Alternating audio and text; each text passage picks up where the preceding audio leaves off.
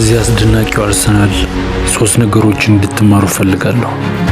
ፕሮሰስ፣ ፕሮግረስ፣ ኔቨር ጊቭ አፕ።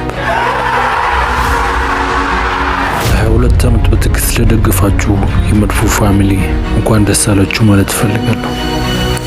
በእውነት ድል ይገባችኋል። ኤኒዌይስ ከዚህ አርሰናል ሁሉም ሰው 3 ነገሮችን እንዲማር እፈልጋለሁ። እነዚህ 3 ነጥቦች የአርሰናልን ታሪክ የቀየሩ ናቸው።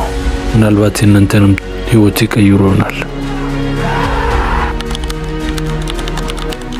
ማንኛውም መዳረሻ ላይ ለመድረስ ከሆነ ቦታ መጀመር ግድ ነው። ካልጀመርክ አትጨርስም፣ ካልጨረስክ አታሸንፍም።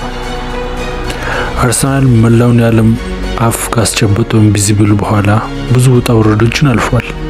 ካለዋንጫ ረጅም ዓመታት አልፏል። ታላቅነቱን ማጡ ተራ ሆኗል። ወደ ነበረበት ከፍታ ወደ ነበረበት ታላቅነት ለመመለስ ከሆነ ቦታ ፕሮሰስ መጀመር ነበረበት። ለዚህ ፕሮሰስ የታጨው ሰው ደግሞ ስፓኒያርዱ ሚካኤል አርቴታ ነበር። ፕሮሰስ መጀመር ከምንም በላይ በጣም ቀላል ይሆናል። ነገር ግን ከባዱ ነገር በሂደቱ ማመን ነው። በአርቴታ ሂደት ያላመኑ ብዙዎች ነበሩ። ወዳጄ ማንም ባንተ ካላመነ አትጨነቅ። ያ ለውጥ ያመጣል። ለውጥ የሚያመጣው አንተ በራሴ ማመን ነው። አርቴታ በሂደቱ አመነ። ያ ነው ለአርሰናል እዚህ መድረስ መሰረቱ የሆነው። ያ ነው ለውጥ ያመጣው። የስኬት መንገድ እንዲሁ አልጋ ባልጋ አይደለም። በስኬት መንገድ ብዙ ውጣ ውረዶች አሉ። መውደቅ፣ መነሳት፣ ይህ የተለመደ ነው። በሚካኤል የተጀመረው የአርሰናል ፕሮሰስ አልጋ ባልጋ አልነበረም። ብዙ ውጣ ውረዶች ነበሩበት። ከዊ ቢሊቭ ኢን ዘ ፕሮሰስ እስከ አርቴታ አውት። ማንኛውም ፕሮሰስ ውጤታማ እንዲሆን አንድ ነገር ግድ ነው፣ በቀጣይነት መሻሻል። አርቴታ አርሰናልን እዚህ ለማድረስ በቀጣይነት መሻሻል ነበረበት። በመጀመሪያ 8ኛ፣ ከዛ 5ኛ፣ ከዛ 2ኛ፣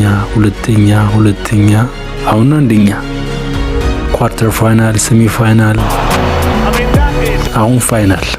ማን ያውቃል ነገ ደግሞ ቻምፒዮን።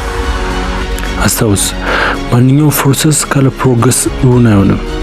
ስኬታማ ለመሆን አለም ፕሮሰስ ጀምር፣ በቀጣይነት ራስን አሻሽል። በእርግጠኝነት ያሰብኩበት ደርሳል። ልክ እንደ አርሰናል። ኔቨር ጊቭ አፕ። አርቴታ ስኬት አለሙ ፕሮሰስ ጀመረ፣ ፕሮግረስም ነበረው።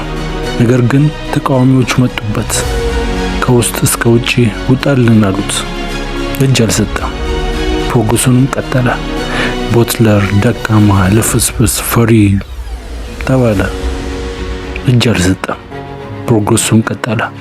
የገዛ ደጋፊዎች እምነት ያጡለት፣ የተቃወሙለትም እጅ አልሰጠም።